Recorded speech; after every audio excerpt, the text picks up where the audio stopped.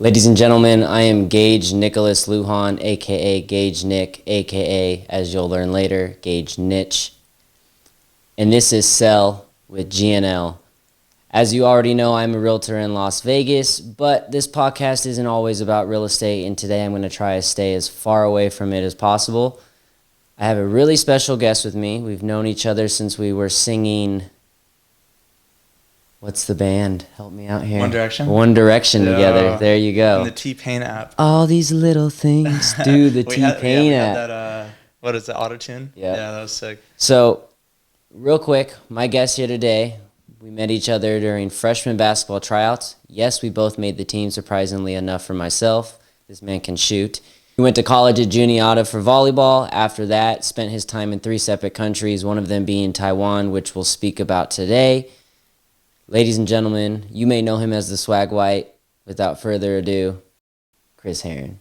Hey, I like that. I like that intro. I try. That's pretty fire, bro. I try. I Usually like there's like a little script, and I'm trying to be more just like No, off the I like top, it. you know? Just everyone has their own intro based on who they, they have a relationship with, so Yeah. it's pretty dope to hear that. Well, the whole point of doing this is to like, I can share my story a little bit, but I want to share other people's stories. Because I Right. can sit here and talk all day. People may get bored of me, so like, let's get Chris Heron on. That's what I'm saying, and I feel like whenever you have someone else to, have some back and forth on that conversation, Yep. you're gonna have different stories. You're gonna have different takes on those, so always a good thing. So how's life, man? What's your day-to-day look like? It's been right good. now? So right now I'm back in Vegas. I'm back. I got back in late May, and I'm here from May until November, December. So the summer months, and then I go back to South Africa, where I live in Cape Town for 6 months out of the year. Nice. Shout out Bernay. Shout out my girlfriend Brene. She's from South Africa. She's from Cape Town. So that's why both of us kind of live the summers in Vegas, and then once it starts getting cold here, that's when it starts becoming summer in Cape Town. So then we go back and flock to summer over there. So we're some summer birds, and Brene calls it swallows. Just always following the good weather. So And and there's penguins there. there are You penguins. sent me. I was like blew my mind when I saw that. Yeah, there's this one beach. It's called Boulders Beach, and I think they're the only natural penguins outside of Antarctica, and they live on the beach. There's like a full kind of park where they normally live, but you can go there and hang out with them, see them. They're just living life. You can swim right by them. They don't care. That's They're so they're cool. unbothered. It's pretty sweet. That's awesome. So the main thing that I kind of want to get into today, and I think not only is it your brand, but it's also kind of how you do everything else, 10kReps. So tell me how that got started, kind of what was like the mindset behind it, and just the early days and how it's progressed and what it's going to be today. Yeah, so 10kReps. I think the way to think about it is there's a famous rule by Malcolm Gladwell that says that it takes 10,000 hours to become great at something, and I think it's really powerful to think of every time that you practice something or every step that you take towards a goal as an individual rep or repetition, and then with each rep you're just trying to get better, and then you're trying to collect over time as you do more reps, as you take more steps. You get closer to being better at something. And this is something that I have used, and this mindset that I've had in with college volleyball and in business, and even learning to speak Mandarin Chinese. This is just an overall mindset to have, is like every step that you take, whether it's big, whether it's small, it's a goal towards something. And yeah, like I said, this is something that helped me out a lot, especially in college, especially in the athletic days. And then I started to talking with more people about it, and just like saying, like whatever it is you're doing, whether it's in athletics, whether it's in academics, whether it's in something creative or your business or whatever it may be, every little step is a rep, and you're trying to get that 10K reps. Another way to think about it is like when you are just starting out of something and you see people that are doing so much better, or Just further along in the journey. it's like everyone has a number above their head of how many reps that they've taken, and it's not like that person is any more special or anything than you. They just have more reps. Their number is higher. Yep. So it's just like whatever you can do on a daily basis of increasing those reps and getting as many numbers as you can. That's really all you can do. That's super cool, man. What I really enjoy about like your brand and what you're trying to do is like, one, you lived it first, and it like touched you, and it was something that really made you a better person or a better volleyball player, right? And now with you creating this brand, obviously there's some financial gains you'd hope to make due to it, but it's genuine. You know, like I can sit here all day and try to sell real estate to somebody or go meet clients at a nonprofit event, but am I really there because I'm genuine, or do I really want to meet clients, right? And so that's why I don't do that stuff. But that's kind of how I see your brand is like, okay, am I going to make a brand just to try to make money, or do I really live this, and do I actually give a shit? And like that's what I think is so cool is, you know, it's 100% Chris Heron 100% of the time, you know? Yeah, no, and that's even when I was starting out. Kind of like you touched on it a bit. It was when I was playing college volleyball, and I had that same kind of those ups and downs when I first went there. Similar things, you know, you're a freshman, you're the best person at your high school, but then you go to college and, you know, you're at the bottom of the totem pole again. And seeing these people that are like All-Americans and doing super good, it's that same type of thing as like, oh, how am I going to be there one day? And it was actually one of my old club coaches who had a conversation with me, and he told me, he was like, you know, you just need to improve your reps, you know, and keep increasing, and you'll get up there. But yeah, I think when even the idea of just starting the brand, it wasn't necessarily to start a business or anything. It was just because people resonated with the mindset. And I had a friend who was in graphic design. We worked together. We made, you know, some graphics, some logos and things like that. And I just created a batch of shirts because I was like, you're on a college campus. It's the first place to, you know, get people to start representing and start understanding this mindset. And I remember when I decided that I wanted to create a little batch of shirts, and I made 30 shirts the first time. And I was like, even if it's just friends and, you know, people like on my volleyball team and stuff wearing it, I think that that's cool enough. And even just starting posting on my own social medias and stuff like that, random people started reaching out, hey, I want a shirt, I want to buy a shirt, blah, blah, blah. Ended up selling out that first 30 in a couple of days, and I was like, okay, let's make a batch of 60 this time, you know, just double it. And then that sold out, then, you know, 100, and then continued to just grow and grow, and it just continued to compound over the years. And it was like, my goal wasn't necessarily to make a certain amount of money or do anything. It was just like, if I can have as many people, you know, understanding what 10kReps is, and even wearing a shirt or not, just like talking about it. Yeah. I think that's a successful, you know, successful venture in my book. I think I feel like that's the only way you can look at things until like one day it just blows up, right? Like you have to have that foundation of actually just enjoying it. Who cares if it's just my family and friends? Like the people that support you are going to support you. And then when there's new clients or new customers, whatever you want to call them, right, depending on it, you know, those early days is just the most important. Right. Okay, so those were the early days, and I know, like, I got my shirt. All the boys had their shirts here all the way across the country when you're in Juniata. So where is 10kReps today? You know, we're starting it back up. We're going to push it hard. What is it that you're doing now?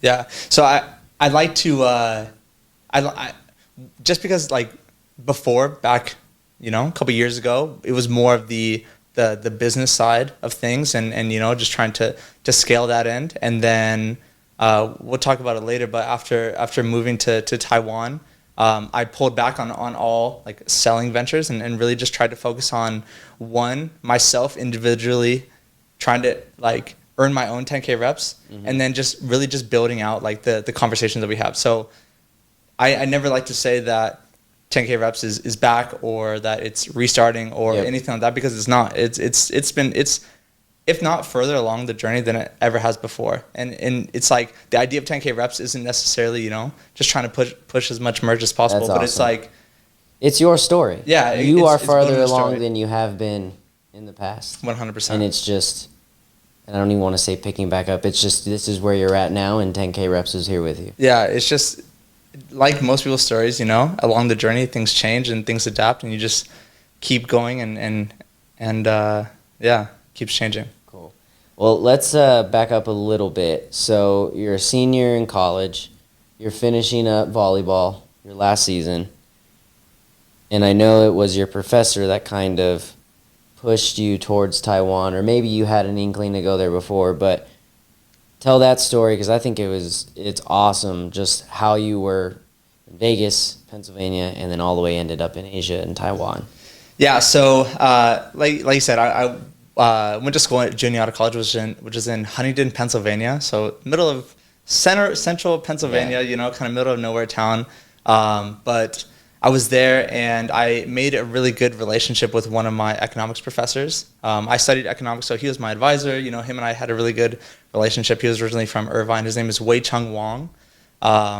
And yeah, it was getting towards the end of the year. Obviously, was doing 10kReps full time and everything. And I remember one day he pulled me into the office after class, and he was like, "Hey, Chris, so just wanted to talk about like what your plans are after college." And I was like, "I mean, I don't know, just gonna continue doing the things that I'm doing, and we'll kind of see." I never even thought about like necessarily what's next. I guess I think that's a common thing with people in college. And I remember he turned to me and he was like, so he's a vice president of a software company and like a co-founder of a software company that's based in Taiwan. And I remember he talked to me, he was like, "I see what you're doing with 10kReps, and I see that, you have a lot of marketing experience and building up a brand and even establishing a team and everything like that."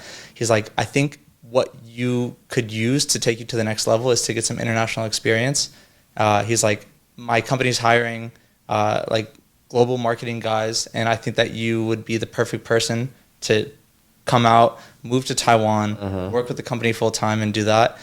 And I remember at the time I didn't know like anything about Taiwan. I didn't know what language they spoke. I couldn't tell you like what they were doing, like anything about it. I didn't know anything. And I remember after the meeting, I called my mom and I was like, "Hey mom, I just got this offer. He's offering me to move out to Taiwan, work for this company, do all this kind of thing." And instantly she was like, "Oh, you're going." And I was like, wait, like, can we talk about this? Can we weigh out the pros and cons? Put some brakes on it. That's what I'm saying. And then she was like, no, this is such a great and a once-in-a-lifetime opportunity that, you have to go. There's no questions. You have to go. Yeah. And the next day I was like, all right, looks like I'm going. So it was a huge, huge shift. Like I said, didn't know anything, never been to Taiwan. Obviously didn't know they spoke Mandarin Chinese, and obviously I didn't know a word of it. So, it was starting from ground zero, but taking that leap of faith and just jumped in. That's sweet. Okay, so you touched on not knowing a lick of Mandarin at all, right? So, like, you're telling that story, it sounds like a great opportunity. It's awesome, but I'm such a homebody. Like, the furthest I've gone is Philadelphia.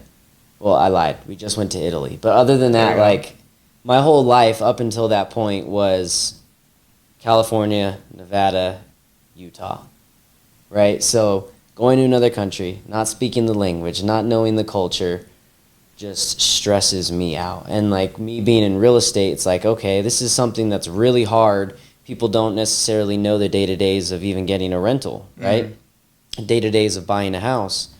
So that's where my head is like, how the heck am I going to get a place in another country where I don't speak the language, don't know the area? Like, how is it finding a place to live? It was funny story. I mean, first of all, like, I've always been the type of person that, I like to have control over things, but I haven't been too much of like a control freak or whatever. Like I'm kind of cool with just going with the flow, seeing where life takes, and just figuring it out. Just figuring it out as it goes. But when I first went to Taiwan, I went with one other guy from my college. Actually, we both went out there together, and it was late at night. We finally get to our city. We're traveling, tons of hours of flying and tons of hours of traveling, throughout to finally get to our city. And we, one of my coworkers, he dropped us off at our apartments. We walk in, I open the door, and there's absolutely no furniture. All there is just a blank piece of wood that's supposed to be like a mattress, like cover type of thing. It's 9:30 at night, and he's like, "All right, so this is your guys' apartment." And I was like, "Are we staying here tonight?" He was like, "Yeah." And I was like, "There's no mattress, there's no couch, there's no pillows, there's nothing. There's literally just wood and like tile floors." And so we're like, "Oh geez, oh my God." So I remember we set our stuff down, and he kind of just was like, all right, see you guys on Monday. And Figure it out. yeah, so then we started walking around. Obviously, we can't read street signs. We can't, like, it's, we are about as lost and clueless as you could possibly be. Finally, we find something that looks like a stationery store, kind of. And we're going there. We're using Google Translate to ask them, like, do you guys have any pillows? Do you guys have any blankets or anything? Yeah. And she's like, oh, no. And finally, we looked for the next best thing, which was these, like, 6x6 sheets of toilet paper. Oh, no way. Like these big like a pack of toilet paper. And you stack them. So we literally bought 8 of them a piece, 4 and 4 in each arm. We're carrying them down the street to our apartment. People are at restaurants literally pointing and laughing at us like, yo, what the heck are these guys doing? Yeah. We're walking down there. We finally get to the place. We set up these toilet paper mattresses, and somehow we use, like, I think I used a sweatshirt as a pillow that night. And we're like, you know what? This is our first day. This is a crazy opportunity, and we're going to tell this story later on. That is awesome. I slept on mattresses. I know stories from you being there. I had no idea about that one. I'm so glad I asked that. Toilet paper mattresses. It was pretty crazy. Okay. I'm going to kind of let you take control here in a second, but there's typhoons? Is that what they Typhoons, have? Okay. yeah. So refresh me on the story of, there's no washer and dryer. You have to you hand wash while you're there? I had you just didn't have a dryer. Yeah, I had a washing machine, but no dryer. Okay, so you got to dry your clothes on the balcony or patio. Yeah. Typhoon hits, and then you're riding bikes places. So, like, how's that? Oh, jeez. I can't imagine going through that. Yeah, so our apartment, we had a little balcony with one tiny little washing machine, and then what you're supposed to do is you're supposed to, like, hang dry your clothes, but it's kind of off the balcony. And it was middle of summer. And I do my thing, I'm going to work the next day. Everything's fine. I hang my clothes out to dry that I'm supposed to wear the next day. I go to sleep. I wake up the next morning, and it is the craziest storm I've ever seen. Because a typhoon basically translates to like a hurricane, essentially. And Taiwan's in basically the middle of the Pacific Ocean, so they get a bunch of them. And they came out of nowhere. So I wake up in the morning. It is pouring raining. I look at all my clothes. It is soaked. It's literally more wet than it was when it came out of the washing machine. And that's the only clothes that I have for that day. And I'm like, oh, jeez. So I, like, pick out some things. I'm wringing it out in the shower. And I'm like, I have to put it on. And mind you, the only transportation that I had to the office was my bicycle. And it's not an electrical bike at all. It's straight pedal bike. It's a pedal bike, like a 6 gear or whatever type of thing. So I'm like, all right. So I have this tiny little poncho, which is basically like a plastic bag with a little hoodie on it. Mm-hmm. So I put it on. I put my flip-flops on. I have these wet clothes that I wrung out. I was using a hairdryer to dry it too. And then I get on. It's blowing like crazy. The wind is going crazy. The rain, there's barely any cars. There's no you can't call a taxi because no one's trying to drive in that. I have my little umbrella as I'm riding. Bro, I swear, I have the umbrella and I'm riding. Just in this, it's pouring, bro. I have my backpack with my laptop in it. I'm riding as fast as I can. It's pouring. The umbrella's like breaking, in like the cartoons just when it like pulling. Yeah. So I'm riding. Finally, I get to the office after like a 15-minute bike ride.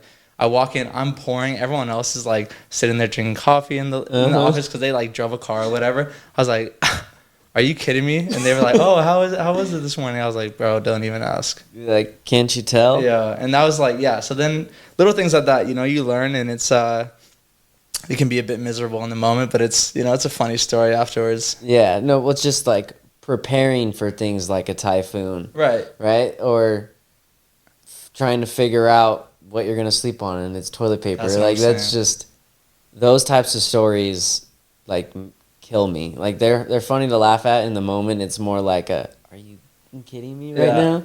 It's one of those things. It's like you're putting in a position that you couldn't even expect, and that you have like no real answers on how to fix it, but you're like, you still got to do something. You still got to go to work that day. Mm-hmm. You have wet clothes and you have a bicycle to ride. Yep. But like, what are you going to do? You got to fix it. You got to figure out something. Yep.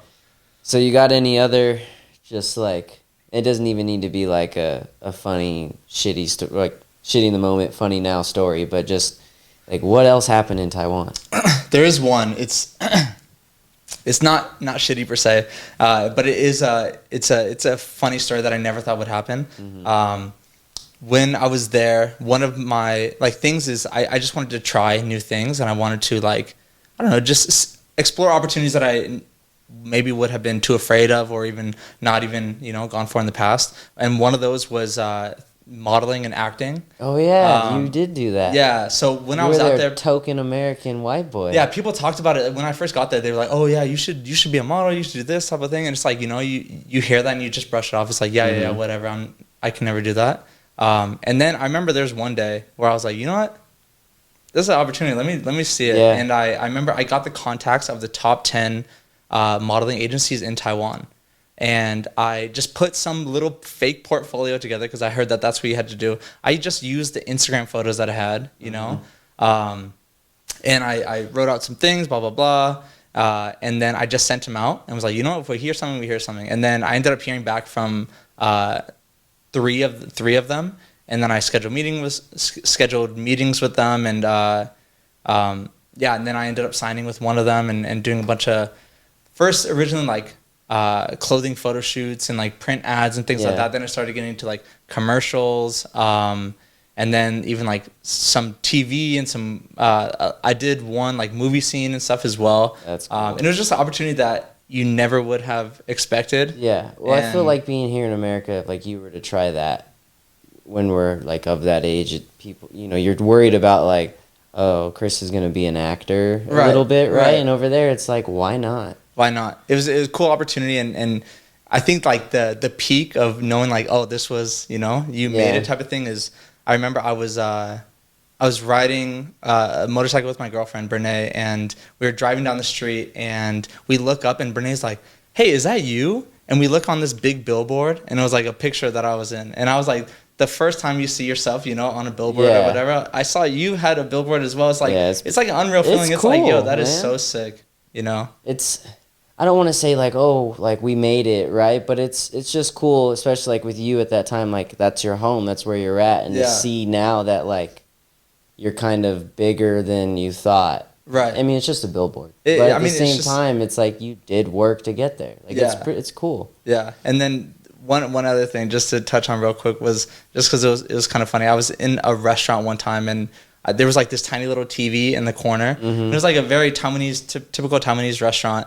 And I remember they played the commercial, and it was a commercial that I was in. And I remember like I saw it, and I was eating dinner by myself, and I look around and I'm like trying to be like, guys, look, like that's me. I'm right there. And everyone else like doesn't even care. They're just like eating their food. I'm like, bro, that's me. But it was just like, just one of those funny little things that happen. That's sweet. What's the day look like juggling your job? I know at the time you were going to like the gym a lot. I mean, you still do, but I just would see your stories. You're at the gym, you're working, and then modeling. Like, what's a crazy day like that look like? Yeah, it was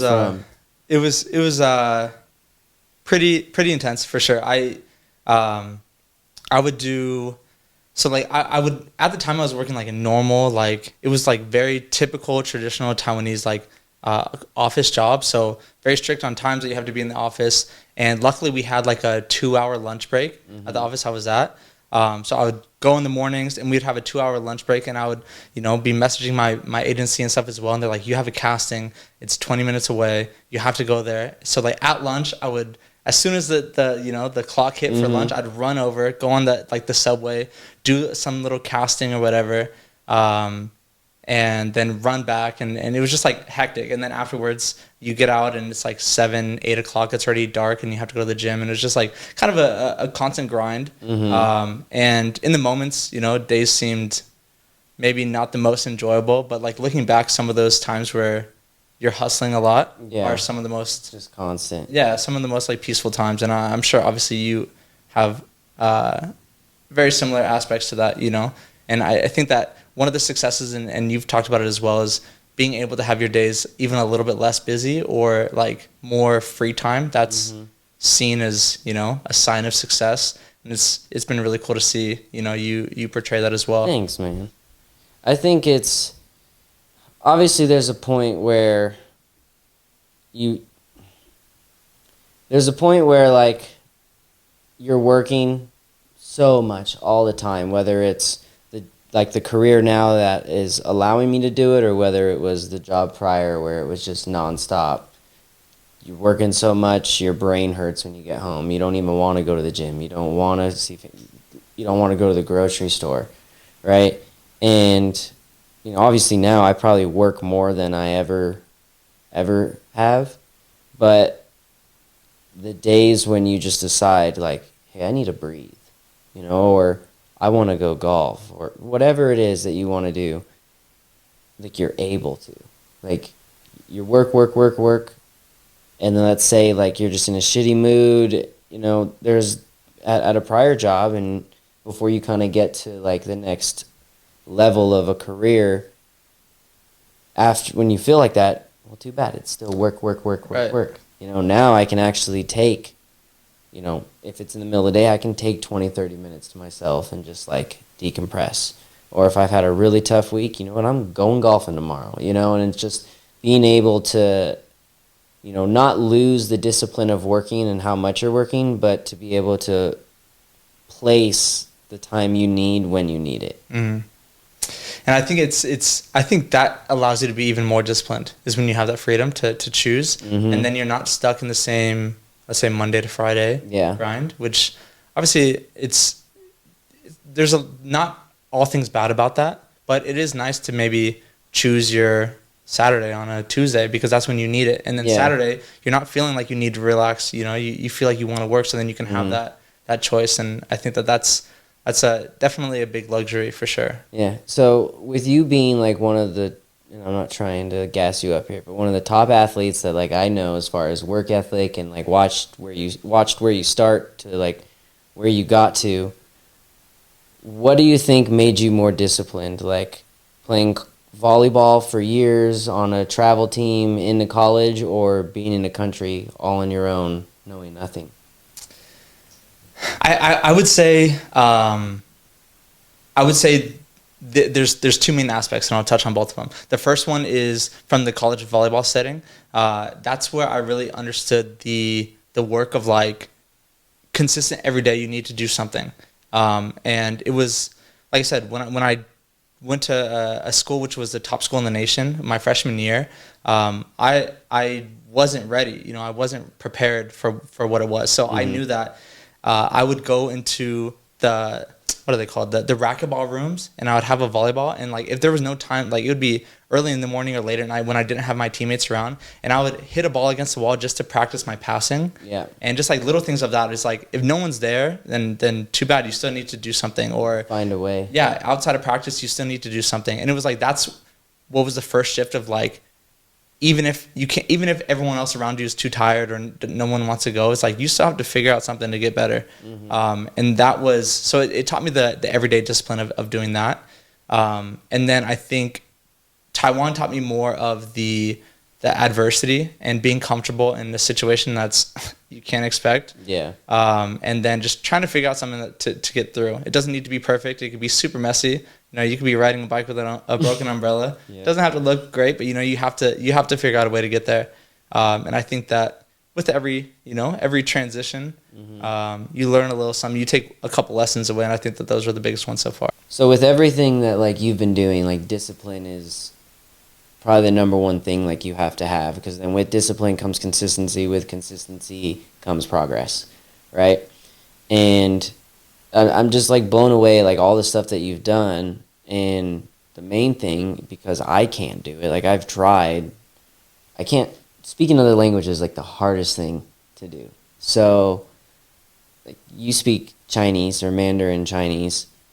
Do you still, like, is it still there? Like, can you speak it if you need to? Or now that you've been gone? Yeah, I mean, obviously, even after a couple of days of not practicing, things get a little bit rusty, but it's all still there. I can't, not always as fluent, and maybe takes a couple more seconds to get it out, but it's still there for sure. So when you picked it up, or when you decided, like, this is what I want to do, like, how did you start that process? Yeah, so it wasn't, like, immediate that I was like, oh, I'm going up to Taiwan and I'm going to learn to speak Chinese. That wasn't the thought.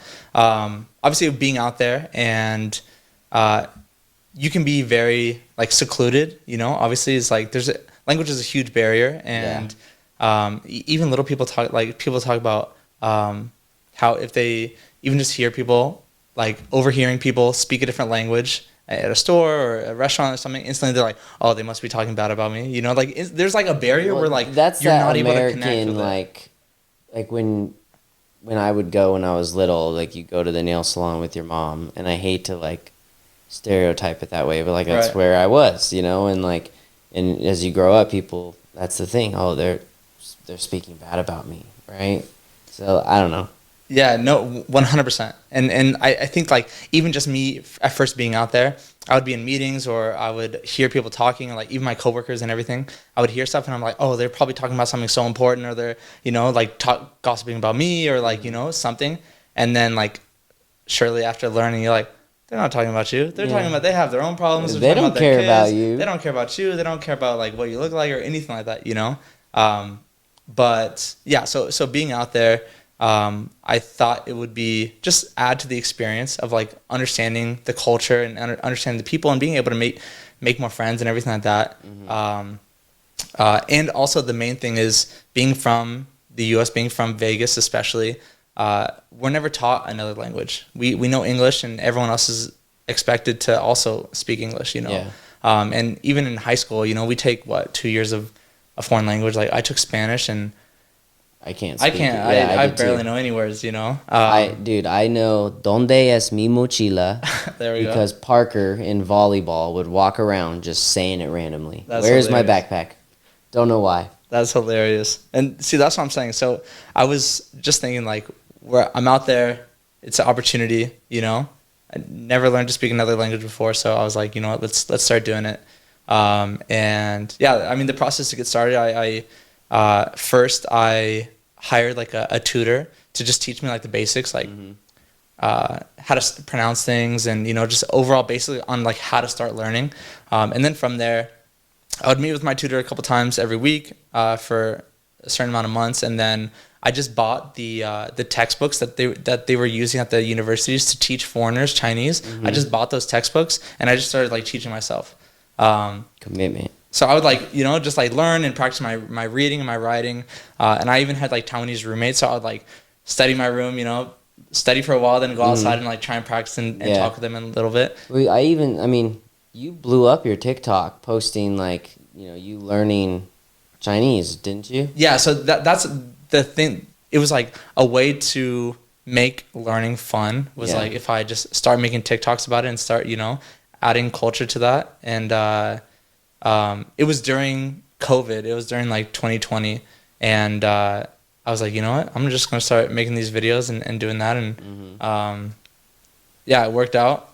Making TikToks for a while, and it was fun, and got other experiences from that. But yeah, just like learning and practicing. And the coolest thing was like, well, one thing that was very interesting was when you would go to restaurants and even shops and everything, and I would go there, and this was before I even started learning, I would try my best to speak to them in Chinese, or I would use Google Translate or whatever I could do to communicate.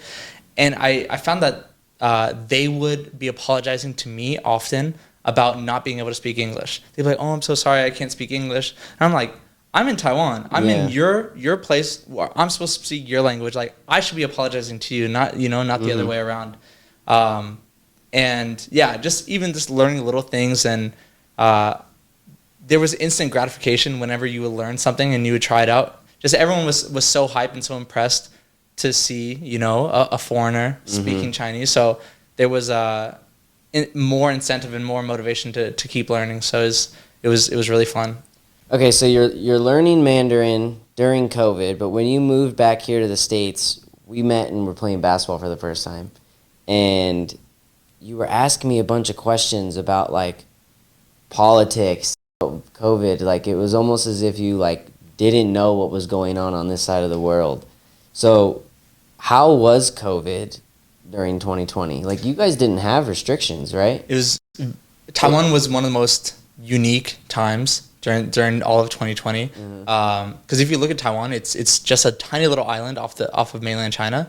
And I went back at the beginning of 2020, like February. So it was before, just as things were starting to get a little bit crazy. And as soon as I went in, they closed their borders for everyone. So you couldn't get in or get out until you had to do like the quarantine and everything like that. So for all of 2020, Taiwan had 0 cases. All of 2020. That's awesome. So it was literally like you were sitting in this bubble, and restaurants were open, transportation was open, bars, clubs, everything was open. We were traveling, we were doing whatever we wanted, basically. And the rest of the world, obviously, you know, was in lockdown. So it was such a unique time, and you lucked out, man. yeah. And then in 2021, just as everyone else was starting to open up, that's when Taiwan started getting cases, and then they kind of shut down, and that's when I was leaving anyway. So it was like it's just basically just skipped it. It's just so crazy that like the one place you happen to go, you're like the only person that I personally know that just doesn't really have like that COVID story that we do. Yeah, and that's why I was so interested is like learning about like, oh, well, could you guys do this? Like, do I have to wear a mask when I go here? Like, you know, when we first got, because everything, I didn't know what was going on, so it was also new. Well, when you got here, like you were wearing masks to the gym, right? Yeah, I think so. Yeah, still doing that, and just a crazy time for sure. That's why, like, I haven't thought about this in months, but we were wearing masks everywhere. Yeah, everywhere. I still can't, like, that's going to be, like, 10, 20 years from now, like, or when I'm telling Teddy about it, my daughter, it's just going to be something wild to discuss, because hoping it doesn't happen again for a long time if it does, you know? Yeah. And it was interesting even being even before like 2019, 2018, there were a lot of like mask culture like in Taiwan was very different because people would come to the office and they would wear masks and wearing masks isn't necessarily what we think it is, where it's like you're trying to keep the bad things out of you. They would be like, if they're sick, they're gonna go to the office in a mask because they don't want. In Asian cultures, like they've worn masks forever and ever. Right. Like I've even like people at the golf course, you'll see them wearing like either like a full. It's not even a mask. It's like literally a shirt with like a cover. They cover their hands, their arms, like if they're not feeling the best. You know? Yeah. So that's why it was. It wasn't as huge of a transition. But yeah, I mean, I think even just a couple months ago, Taiwan just now took off the regulation of having to wear masks on transportation. So you know they just obviously are very, very careful and very safe, and you know obviously it's worked in the past, so you can't really can't be mad at it. Can't knock it. All right, well, I mean, we've gone over kind of where we've been, then where you've been. So, where is Chris Heron in the next 5 years? That's interesting. Besides being token beautiful model white boy. I mean, I think the biggest thing is continuing to follow opportunities that arise. The one goal that I have for sure is since I've been spending a lot of time in South Africa, especially Cape Town. One thing that I've been wanting to do, and you and I have been talking about as well, is I would like to start getting into the real estate game in Cape Town. I think it's I think South Africa is a growing nation, and just seeing the opportunity that they have out there with beautiful locations and the prices, great pricing. Yeah.